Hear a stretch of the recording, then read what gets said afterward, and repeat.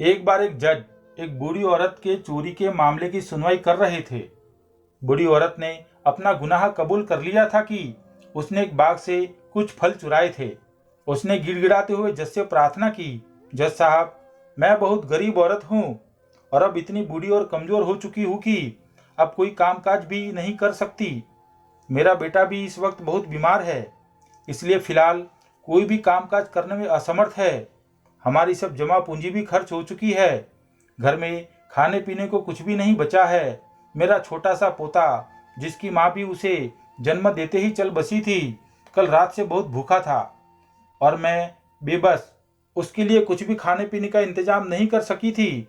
मैं और मेरा बेटा भूखा रह सकते हैं, पर अपने छोटे से बिना माँ के बच्चे की भूख मुझसे सहन नहीं हुई, इसलिए मजबूरन चोरी कर बैठी। मैं अपना गुनाह कबूल करती हूँ। यह सब सुनकर उपस्थित लोगों की आंखें दुख से भर आई और सिर शर्म से झुक गए। पर बाग का मैनेजर बोला, जज साहब, चोरी तो चोरी है, आप इसे कड़ी से कड़ी सजा दो ताकि दूसरों को भी नसीहत मिले और फिर कोई भी मेरे बाग में से फल चुराने की हिम्मत ना करे।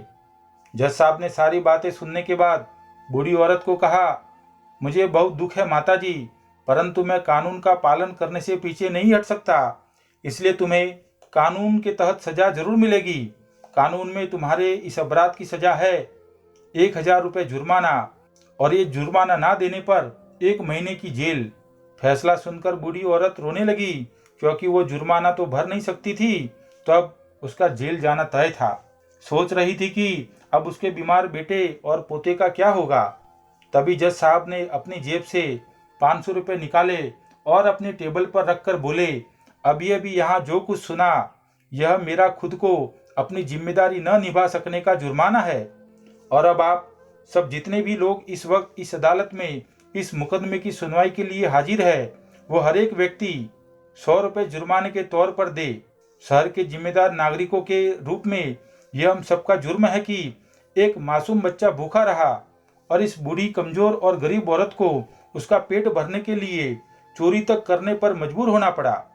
कोर्ट के रजिस्ट्रार को हिदायत है कि वो सब उपस्थित लोगों से ये जुर्माना अभी ले ले और बाग के मैनेजर से 200 रुपये लिए जाए। सब मिलाकर कुल 10,000 रुपये की रकम इकट्ठी हुई, जिसमें से जुर्माने की रकम 1,000 रुपये काटने के बाद जज साहब के हुक्म से शेष बचे 9,000 रुपये उस बूढ़ी औरत को दे दिए गए। जज साहब बोले, अब हुआ सच्चा न्याय, क्योंकि अगर यह मदद हमने पहले की होती तो इस बूढ़ी गरीब औरत को चोरी न करनी पड़ती और इस मुकदमे की नौबत ही ना आती।